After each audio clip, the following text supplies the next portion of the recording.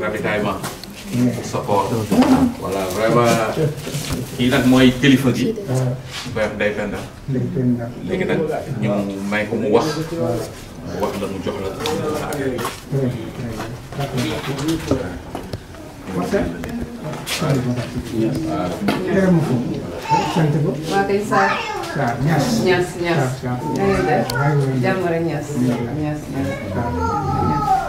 waaw ñun nag ñun ñoo la ko jox ci turu association bi.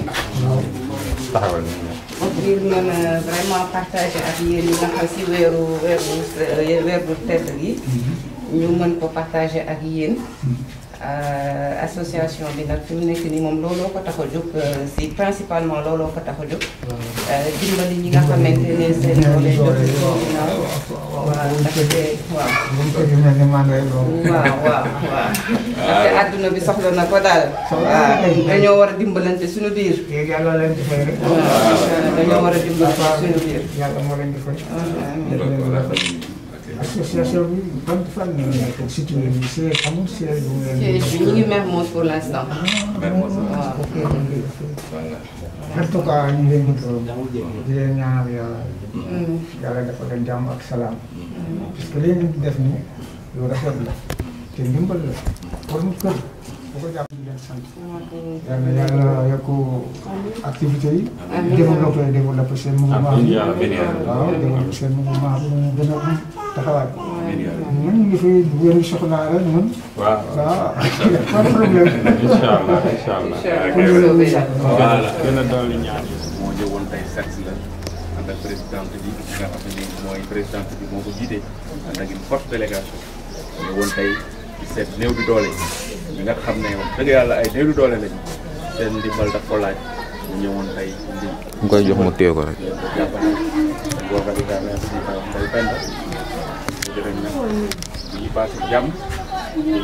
ak liggéey incha allah parce que yaakaar naa bay du gis borom sàq. dama jox ko da nga koy jox rek mu téye ko. nag lii moo am solo wax dëgg yàlla ndimbal lañ laaj waa kay jërëjëf waa kay téye ko rek téye ko rek téye ko rek. voilà muy association bi ñuy wax farlu nga xam ne Ndeye Penda bi moo ko jiite tey moo taxoon ñëw fi tey indi leen ndimbal bi di leen pour jàppale leen koor waxee rek suñu activité principale mooy dimbalante solidarité sociale rawatina nag si weeru koor gi li ñu indi nii nag xeeb nañ ko lool xeeb nañ ko lool di ñaan rek déwén nag voilà incha allah di dox faas fële.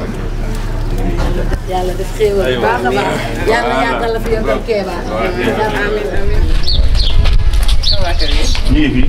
alhamdulilah.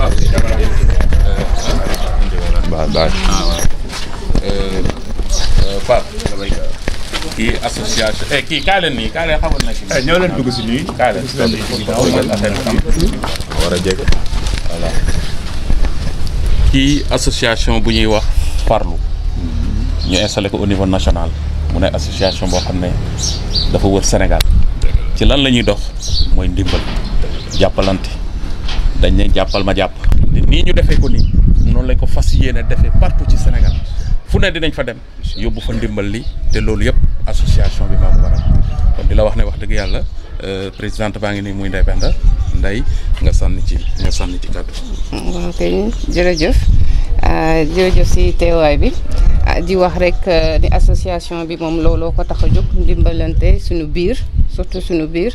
rawatina nag si weeru koor gi liñ fi indi nag moom xeeb nañ ko trop waaye comme que dafa nekk une première édition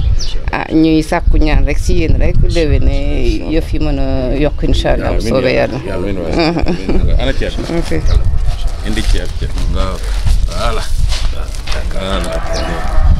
wax dëgg yàlla asalaamaaleykum wa rahmatulah mbooloo maa ngi leen nuyu di leen ziar di leen baalu àq te di leen baal ci weer bu tedd bi ñu nekk nii di ñaan yàlla bu mën a jéggale yàlla nañ yàlla boole bal te jéggal ñu ñëpp wax dëgg yàlla grand fan yi rek yónnee nga ma suukar kon yow ndimbal li ñoom dañ la see fekk si yow d'abord parce que lii rek nga mës a def am na ndimbal yu bëri yoo xam ne bu ñëwee fii yàlla fii laa dëkk di ci 12B yow yaa ngi def ko parcelle mais teewul sama wàll toujours day ñëw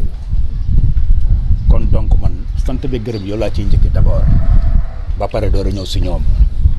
Ndeye Penda lii nga xamante ne mu ngi ni mbébét yàlla na leen ci yàlla jàppale te mu dooleel leen kattanal leen te it toujours ma loo gis bu nit ñi booloo doon benn rek léppay jàll mais séparation bu amee rek léppay gàtte boo xoolee suñu réew mi looloo ko xaw a sabooti tuuti parce que séparation yi bari mais bu ñu doonoon bloc doon benn yëkkatindoo waxandoo tegandoo léppay jaar yoon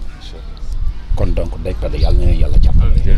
lii ngeen fi indi yëpp muy teraanga yàlla na ngeen ci am lu raw seen njort yàlla na yàlla lafal cat mu ci leen ci pexe noonu mu ci leen ci musiba yi mu ci leen ci balaa yi yàlla na yàlla dooleel leen yàlla na yàlla kattan leen franchement sama xol dafa fees boo xaw ma sax lu may wax bu baax. dina ngeen ñaanal leen ndaxte bu ñu néew di doole rek man xam naa kër gi nu mu demee te yow wax dëgg yàlla suñu yaay nga te yàgg nga fi bu baax rek lañ la xamee moo taxoon ñu ñëw tey kii mooy présidente bi Ndeye Penda ngi nii donc tey voilà nga sànni ci kàddu voilà. yàlla andi bi yar dabatu salaatu yàlla andi bi yar barke maa ba may ba ngeen jox ya tamit ngeen jox ya on jaarama yàlla association bi nekk ay association bi xeeb nañ ko nag wallahi li bari na ko nag li bari na sax bari na yàlla leen yàlla fay waaw maa ngi nuyu ñëpp ñun nag association Farlu dañu ñëwoon tey Kër Massar pour mën a partager li nga xamante ni mooy suñuy conviction suñu ay action di dimbalante jàppalante si weeru koor gi donc ñëwoon nañ fi nag distribuer nañ fi ay quelques kits alimentaires en faveur de quelques familles démunies donc association bi nag li ko tax a jóg mooy solidarité ak di œuvrer dans des actions sociales et également prévoir nañu aussi un programme dans le développement durable donc parce que ni ñuy wax rek état moom mënul def lépp donc ñun population je pense que ñun ñoo war a mën a toog booloo mën di xalaat indi ay idées yoo xamante ne dina mën a jëmale suñu réew kanam donc may gërëm délégation bi yëpp ma àndal si seen farlu ndaxte fi mu nekk ne affaire bi moom loolu la laaj farlu dëgg la laaj rien que pour le bien-être de tout le monde donc su fekkee ne tey jii kenn ku si nekk comme citoyen suñu mënoon œuvrer dans ce sens je pense que tey jii réew mi dinañ am benn pas bu ñu mën a def dans le développement donc damay jox kàddu bi rek sama secrétaire général mu sànni si quelques kàddu maa ngi nuyu ku nekk ci turam ak santam. Je me présente, Dembélé Fatoumata, secrétaire générale Mouvement Farlu. Alors comme vient de le dire notre présidente, Mouvement Farlu comme son nom l'indique dañoo jugte ngir def ay œuvres sociales ngir jàppale néew di doole yi ak ñi nga xam ne seen loxo jotu ci seen ginnaaw. Comme elle vient de le dire da ngay gis papa boo xam ne mi ngi xëy di daw subaak ngoon ngir lu mu dundalee ay njabootam tey gouvernement bi war a mën a taxaw jàppale leen wala gëstu leen mais comme mënuñu nekk un peu partout nous sommes des associations qui sont là pour aider les gens qui en ont besoin. Alors là ñoo ngi ci zone Kër Massar dugg nañ ci quelques kër ñi nga xam ne seen loxo jot na seen ginnaaw tuuti ak ñi nga xam ne seen loxo tamit jotu seen ginnaaw daal di leen jàppale on a fait le tour bu ñu fi jugee nag dem ci yeneen zones yi donc c'est un mouvement national bàyyiwuñu kenn fàttewuñu kenn te di woo nag mag ak ndaw ñëpp ñu ñëw jàpp si liggéey bi te xam ne c'est pour notre Sénégal c'est pour notre pays c'est pour la population et c'est pour le peuple.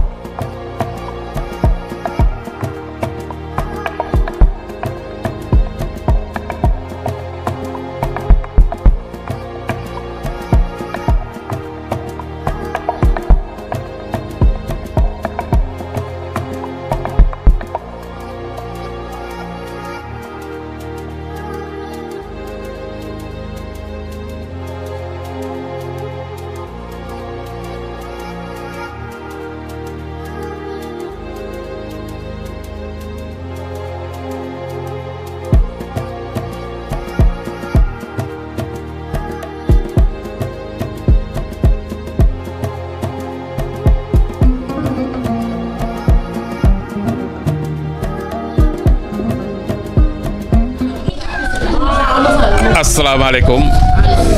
yaay booy ñu ngi leen di ziar papa ñu ngi leen di ziar bu baax tey association Farlu moo ñëwoon seet si leen ñëw dimbale ci conjoncture bi nga xam ne moo xew ci réew mi muy néew di doole yi at yooyu Farlu nag ànd ak présidentam ak secrétaire général am ak trésorier yi nga xam ne. waaw asalaamaaleykum mbooloo mi maa ngi leen di nuyu yéen ñëpp kenn ku si nekk si turam ak santam ñun nag association Farlu nag ñoo ñëwoon indil ay ndimbal mu jox leen ko ngir bokk ak yéen si weeru koor gi nii li nga xamante ne mooy ay dund suñu yéene nag ëpp na fii wax dëgg na parce que tey ji suñu sañoon tey ji buntu kër bu nekk tey ji ñu fëgg fa joxe ko waaye rek dañuy sàkku ñaan rek si yéen rek bu déwénee li nga xamante ni moom la ñuy def ni ñu mën koo tey ji dajal say ji si seen quartier bi yëpp waaw mi ngi noonu donc mooy yëf yaa ngi nii donc association bi daal moo leen ko jox waaw léegi ma jox sama secrétaire général. ku nekk ci turam ak santam di nuyu sama papa ak sama yaay yi ma fekk si kër gi di leen jox seen wàccuwaay alors yaakaar naa ni Penda wax na lépp association bi ñoo ñëwoon tey seet si leen muy mouvement Farlu ñu def une forte délégation pour indi leen teranga yi waaw ñu xeeb ko loolu nag di sàkku ñaan ngir bu ëllëgee lu ñu mënoon ren ñu mun lu ko raw déwén ba ñu leen mën a wàcceel ay saaku ceeb ay keesu diwlin ndax suñu yéene ci yéen ëpp na loolu waaw lenn rek moo ñu tax a jug dimbali leen taxawu leen fi nga xam ne foofu lañ leen war a taxawoo kon ñoo ngi sàkkuwaat bu baax ay ñaan ci yéen. ñu ngi leen di gërëm di leen sant li ngeen def nii day xam leen ko sax waaye li ngeen di naan yàlla na déwén ëpp ren dina ko def nag fu soobee yàlla bu déwénee xëy na camion ngeen di gaare di ko defaral nit ñi te ngeen gudd fan am wér ak wér la waaw loolu lañ leen di ñaanal ndax ñun de fi ngeen ñuy jëlee surtout man mi fi ngeen ma jëlee yàlla doo nga xam waaye nag nañ leen di ñaanal gudd fan ak wér gu yaram waarkal ak seen njaboot waarkal alhamdulilah waaw leen ñaan mbetteel goo xamante ne la yaakaaruñ ko woon fenn ngeen jógee kër ak kër ak dëkk ak dëkk ñoo ba fi yéene ñu ko kon ñu ñu leen a fay da leen ñaanal yàlla may leen gudd fan ak wér ak kàttan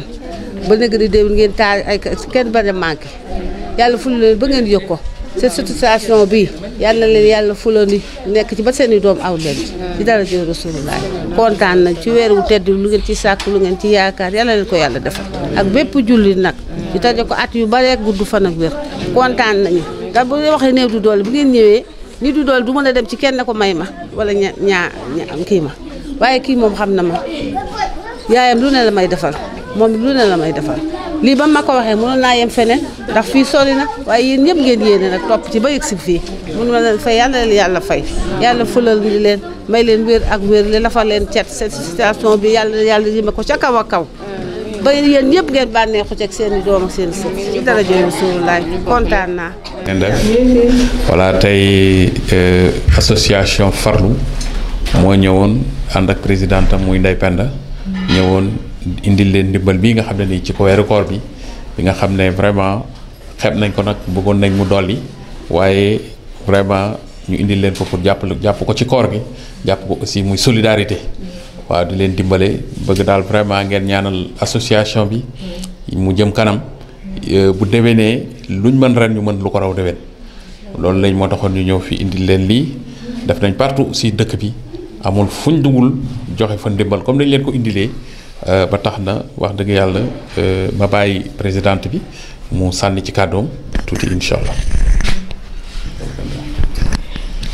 asalaamaaleykum maa ngi nuyu mbooloo mi yëpp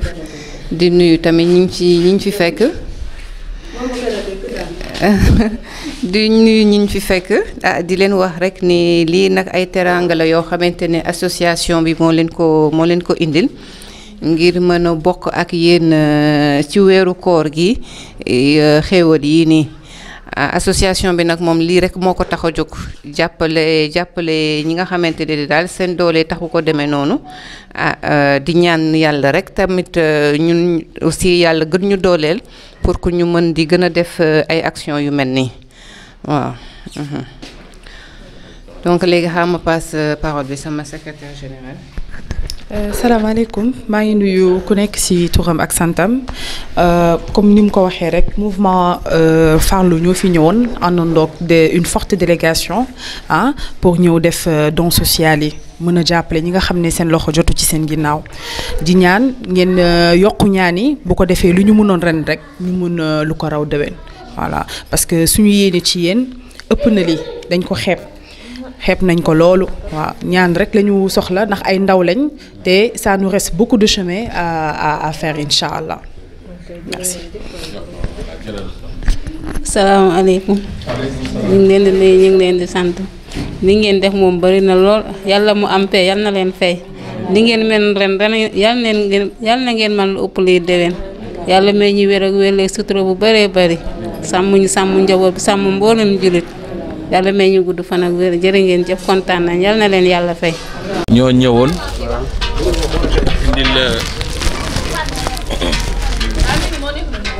indil la ndimbal bii nga xam ne wax dëgg yàlla ci weeru koor bi vraiment bëggoon nañ mu gën a bëri waaye xam nga rek ñu ñëwoon indil la ko ndimbal ci weeru koor bi ci suñu présidente bi nga xam ne moo ko jiite muy Ndeye Penda ak ñoom Fatima ñi secrétaire général bi ak ñoom Moustapha mi ak délégation bi ñu àndal moo taxoon ñu ñëw indi la ndimbal bi waaw léegi nag ma jox présidente bi mu sànni ci kàddu waaw kay. waaw salaamaaleykum waa kër gi. waaw kay nuyu naa la papa. di la jox sa wàccuwaay. waaw kay comme ni la ko grand Kéba expliqué rek ñun nag association la boo xamante ni dimbalante moo ñu tax a jóg. donc ñu ne woon rek nag tey ci weeru koor gii nii dineen am ay dons yoo xamante ne dineen ko mën a génne ñëw bokk ko ak yéen. waaw loolu daal moo doon suñu ay tànk tey xeeb nañ ko nag suñu sañoon nag mu ëppoon lii wala tey ji fu nekk tey ñu mënoon fa dugg waaye di sàkku ñaan rek li ñu mën ren bi déwénee ñu mën lu ko raw waaw kañ jërëjëf. jërë ngeen jëf sant naa leen gërëm naa leen dëgg la li ngeen wax dina ko xewaat teraanga di tuuti ndax warul leen teraanga la teraanga di tuuti man réy na ci man lool ndax mënoon ngeen ma koo xañ te indi ko yéen yaa fay leen yéen lay faylante yéen li nga mën yéen na nga mën dem ni ko ëpp yàlla taxaw leen làq leen fa yàq yeggul te nga bëgg a yegg si yéen na yegg la fu koy raw ko fu gën a koy seen njort ndax li teraanga la teraanga di tuuti teraanga moom du tuuti ndax warul leen dina xam seen baax rek di ko def solidarité ci weer koor barke weer koor yéen yaa sàmm leen aar leen sàmm si société bi ba fu ngeen bëgg a àggal ma àgg fa lépp li ngeen jël na ngeen ko man li ngeen jël na nga àgg ci seen sago lépp li ngeen jël na àgg seen sago li ngeen tàmbalee na nga àgg ci seen kanam yàlla def leen mag doole mag yu barkeel yàlla may barke ñu yàlla def jàmm ci réew mi di jàmm bépp réew mi julli nekk barke réew jërëjëf waay yàlla fay asalaamaaleykum. maaleykum salaam. Adja na nga def. sant yàlla. ñu ngi lay ziare. delloo ziar. tey association Farlu. moo ñëwoon seet si la. indi la ndimbal bi ci koor gi. xeeb nañ ko lool nag. suñu présidente bi Ndeye Penda. ak suñu secrétaire général Fatima. suñu trésorier bii nga xam ne. gis nga poos lii mu kalpe bi mu téye te taxaat rek ñuy dajale rek fexe luñ mën a dimbalee néew di doole yi looloo tax nag vraiment ñu ñëwoon seet si la indil la ci lii indil la lii ci koor gi di la ko di la jox suñu présidente mu wax ak yow wala Ndeye Penda kaddu gaa ngi nii. waaw merci beaucoup grand Keba maa ngi nuyu suñu yaay bi nga xam ne moom la ñu fekk fii waaw kañ di la wax rek ne association bi nag dara taxu ko dul dimbalante waaw dimbalante ne rawatina nag si weeru koor gi li ñuy fi indi nag tey moom xeeb nañ ko lool tey waaw suñu sañoon nag doonoon na ëpp lii waaye nag yoon yamul si benn di ñaan rek liñ fi nga xamante ne moom lañ def ren bu déwénee ñu mën lu ko raw incha allah bu soobee yàlla waaw kañ jërëjëf. salaamaaleykum maa ngi nuyu ku nekk ci turam ak santam di la nuyu maman yow mi ngi ñu fekk ci kër gi di la jox sa wàccuwaay voilà donc rapidement rek xam naa dañu tënk kàddu bi parce que li mu waroon wax yëpp wax na ko mouvement solidarité farlu ñoo fi ñëwoon juste rek ngir jàppalante suñu biir gëstu askan bi voilà bàyyi leen xel ñuy sàqu rek ay ñaan bu ko defee bu déwénee ñu mun lu ko ëpp incha allah voilà ngeen ñaanul ñu. waaw asalaamaaleykum maa ngi leen di nuyu bu baax a baax a baax di kontaan bu baax ndax xam ne toog sa kër ñu bettee la nii dafa neex waaw mën na ngeen ko am def fi bu ko feneen ñii moom bi bale passé franc yi ñëwoon nañ fi indi mu fal tamit nii la ñu bettee tamit moom ma gomis maa ngi leen di sant bu baax di leen gërëm dama ngi am seen lu baax yéene ko ñeneen tëb ma nee na comme ñuy joxee lu baax li man naa leen sama yaay indi la sa wàll def ngeen lu rafet kontaan naa lu ngeen mën ren nag yàlla nañ ko déwén lu raw loolu damaa kontaan da ngeen ma bett ma kontaan billaay wallaay yàlla ngeen ma lu ngeen bëgg seen xol yéen a ko xam yàlla na ko yàlla yéen tamit defal si barki weeru koor bi billaay wallaay xam nga ni moom ñu indi loo xamante ne dañ ko soxla si koor gi dafa neex man daal ñii daal ma leen sant daal di leen gërëm ndax mu noon gomis new fi mu ne am naa ko yu feneen waa digg yàlla ma ko seen dama doon sëddale ma ne xaaral ma sama waayi fii def nga lu rafet yàlla na la yàlla fay loo bëgg sa xol yàlla na ko yàlla yéen tamit defal yéen tam li ngeen mën ren yéen ko mën déwén lu raw lañu barke Seydina Muhammad da nga am kay seen jot ko kontaan daal billaay sama xol sedd na trop.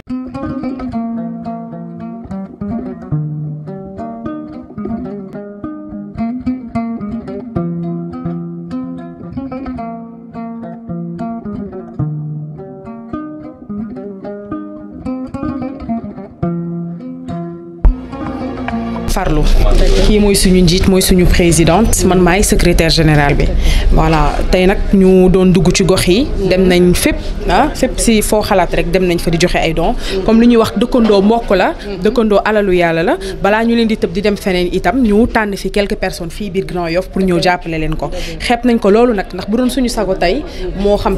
suñu présidente ak groupe bi yëpp kër gu nekk dañ fay dugg duñu tëb kenn ñëw waaye nag comme fu mu toll dafa di ñoo ngi dooree commencé lenn rek la ñu soxla seen ñaan bu ko defee lu ñu mënoon ren rek ñu mën lu ko ëpp déwén bu ko defee duñu tëb kenn ñëpp mun cee jëriñu ngeen ñaanañu bu baax ma jox kàddu bi penn mu sànni rapidement. asalaamaaleykum Awa ñu ngi lay nuyu di la ziar ci koor gi comme ni ko Mata waxee rek ñun association la boo xamante ne dañuy yëngu si ndimbalante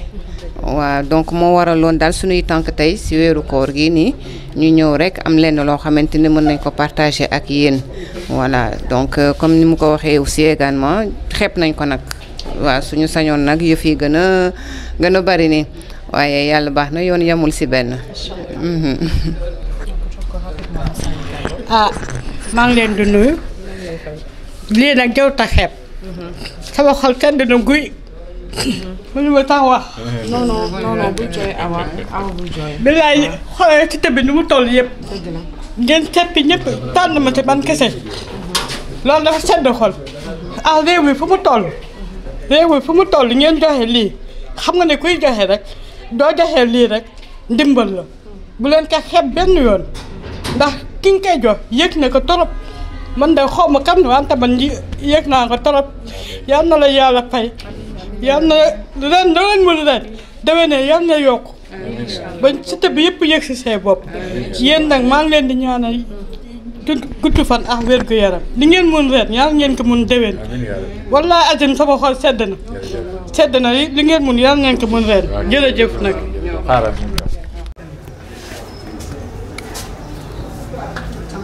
maman ñu ngi lay nuyu di la jox sa wàccuwaay dañ fi ñëwoon suñu mouvement farlu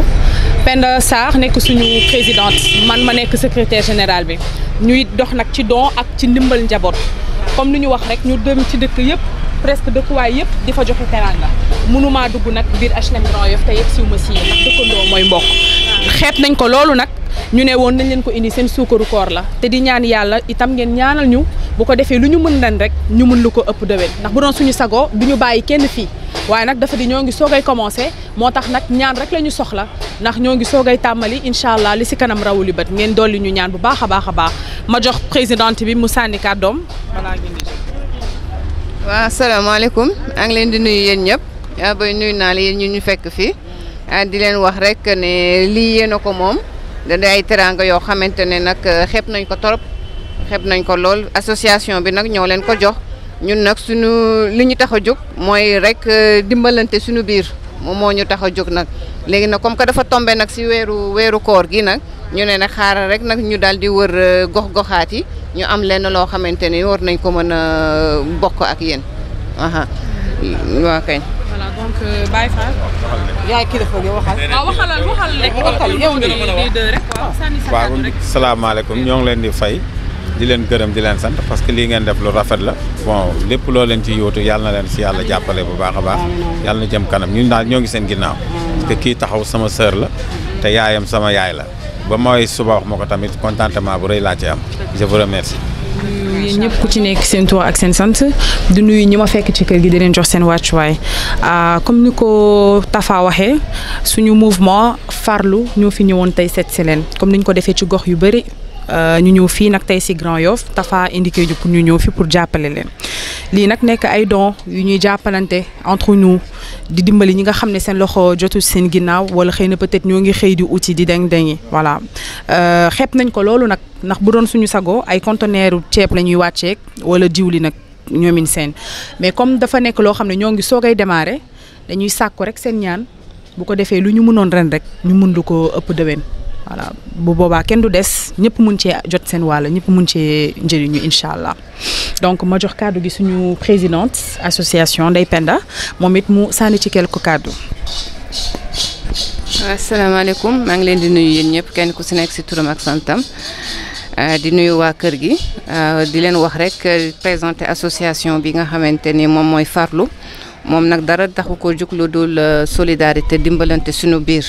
loolu moo waral suñu première action tey jii mu tombé ci weeru koor ñu daal di indi kit alimentaire yi nii pour mën ko séddale ci gox-goxaat yi donc loolu moo waraloon suñuy tànk tey di ñaan rek di sàkku ñaan ci yéen rek lépp li nga xamante ni mën nañ ko année bi déwén moom ñu mën lu ko raw incha allah merci beaucoup. waaw asalaamaaleykum di leen nuyu yéen yëpp di leen jaajëfal di leen ñaanal yàlla comme ni ko seen présidente waxee li ngeen mën ren ji nii bu déwénee ngeen mën lu ko raw waaw comme ndimbal la tombé na tam ci weeru koor loolu sant yàlla la yaakaar naa réew mu mel ni Sénégal action solidaire yi ñuy def nii dafa am solo. dafa am solo trop parce que on sait que Sénégal daf di réew boo xam ne c'est un pays en voie de développement yëf yi demewul noonu trop dans tous les cas rawatina bu ñu nekkee ci weeru koor weer la boo xam ne jëf boo def yàlla fulal la ko donc ça tombe à pic comme ni ñu koy waxee donc seen action bi c'est une action solitaire ñu ngi leen di encourager di leen ñaanal yàlla. action solidaire bi ngeen def ni mu gën a jëm kanam mu gën a jëm kanam pour bu montrer que action bi tamit yelloo na ko waaw fi ngeen teg seen tànk foofu la yàlla na gën a jëm kanam incha allah.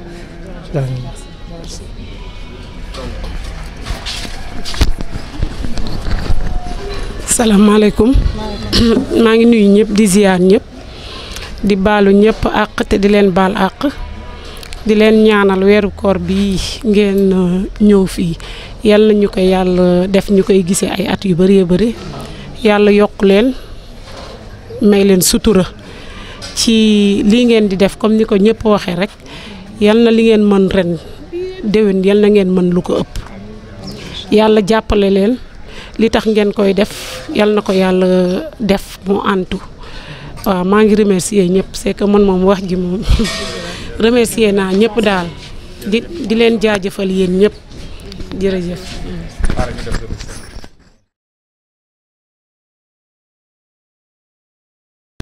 Voilà, donc comme ni ngeen ko gisee nii mouvement Farlu tey moo nekkoon suñu première journée d'action sociale ñu def pas mal de zones ñi ngi mujjee fii tey ci Médina on a commencé par Kër Massar jóge Kër Massar dugg ci gox-goxaat yëpp daal di dem Guédiawaye jóge Guédiawaye wàcc zone Parcelles jóge Parcelles ñëw Grand Yoff HLM Grand Yoff fàttewuñu fenn ba si fii si Médina ah angle 8 9 3 bàyyiwuñu fenn alors c'était une première ñuy ñaan yàlla lépp lu ñu ci jublu ak lépp lu ñu xam ne moo nekkoon suñu mbébét yàlla na ko suñu borom subhanahu wa taala mottali lépp lu ñu ci def mu ful yàlla taxawuñu ba bu déwénee li nga xam ne moom la ñu mën ren yàlla def mu doon lu ko ëpp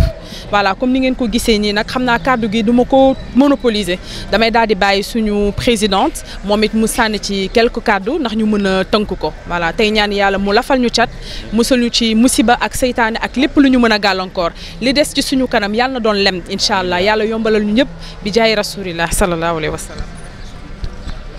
waaw asalaamaaleykum. damay renouveler waat rek encore kàddu yi nga xamante ni yëkkati woon nañ ko ci yeneen zone yi nga xamante ne moom la ñu njëkkee muy Kër Massar Parcelles Grand Yoff et cetera donc di wax rek ni que association Farlu li ko tax a jóg mooy solidarité entre nous donc dafa tombé nag suñu première action tombé nag si weeru koor moo tax ñu taamu si jël ay kits alimentaires dem distribuer ko si dans différents quartiers. Donc su loolu weesoo association bi aussi bëgg na œuvrer pour développement durable parce que loolu li ko tax a jóg mooy tey ji kenn ku si nekk rek war nga mën a am nen noo jëfee si sa environnement ñu commencé ko ñun si suñu ay quartier ñu xool naka lañ ko war a mën a innover defar ko ba mu baax pour que dundin gi mën a neex donc tey ji képp ku si nekk si ñun rek war nga mën a commencer tey ji si sa biir quartier wala si sa biir kër sax laay wax ngay commencer di agir si ay actions de développement durable ba nag jamono boo xamante ne nag état dinañ si mën a fekk si ay actions yoo xamante yu gën a rëy comme yii nii donc su loolu weesoo damay remercier vraiment ñi nga xamante ne contribuer nañu vraiment massivement si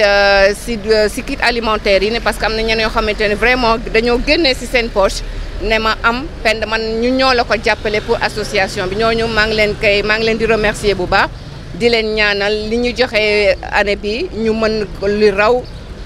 lu ko raw déwén di leen ñaanal yàlla defal leen jàmm yàlla fay leen ko ay yiw yu bari di remercier aussi sama collaborateurs yi ni les membres de l'association nga xamante ni boobu ba léegi vraiment on a pris une journée marathon la wax dëgg neex yàlla kenn ku si nekk bàyyi sa yitte nekk si liggéey bi donc ñoom tamit awma seen fay yàlla na fay leen yiw ñoom tamit si barke Ramadan maa ngi remercier ñëpp bàyyiwuma kenn. sant di leen gërëm te xam ne li ngeen def geste bu noble la ndax ñi ngeen koy jox ñëpp dañ ko soxla yal na leen ci yàlla fay lépp li ngeen ci jubla ak li ngeen ci yaakaar naa leen ko suñu borom def fii bu yal na yàlla yokk mbir mi ba bu déwénee ngeen joxe lu ëpp li ci daraje Seydina Mohamed sallallahu alayhi wa sallam je vous remercie merci beaucoup. mbokk yi ñu ngi leen di nuyu di sànni ñaari baat yoo xamante ni rek ci lu gàtt la. ci lu ñeewal association Farlu ngeen gis ko nii tey mu ñëw ba côté Médina te suba ba léegi nag ñu ngi ci àll bi di tourné waaye lii lépp dajale ay ñaar dërëm ak ñetti dërëm ngir dimbale ko nit ñi ci loolu la Farlu di dox. am na yeneen yitte yoo xam ni am na yeneen programme yoo xam ne mu ngi suñu kanam bu neexee yàlla bu ci bi ne ba ci kanam tuuti lépp dana feeñ tegee ci yoon mu nekk loo xamante ni am na ay carte membre am na itam. yeneen bunt yoo xam ne nii ci wàllu paj meeg faju mi xaaruñ ci état ci wàllu dëkkuwaay gi ndox meeg courant bi xaaruñ ci état ci lépp rek ci programme la képp ku ci bëgg a xam lépp rek na nga ñëw réunion Farlu te nga am carte membre Farlu jaajëfal ñëpp sant ñëpp gërëm ñëpp di wax ne Farlu ca kaw ca kanam. mbooloo mi ñu ngi leen di gërëm di leen sant di leen wax ne voilà Farloo ngi nii l'association Farlu mu ngi woo képp kuy sénégalais pour que nga ñëw adhérer ci association bi te aussi ñu ngi leen di woo am na ay activités yu ñuy waajal si après Korité incha allahu rabi bu ñu yàlla dimbalee ci maison ci CICES ak feneen ñu ngi koy waajal incha allah dinañ ci ñëw bu soobee yàlla jërëjëf.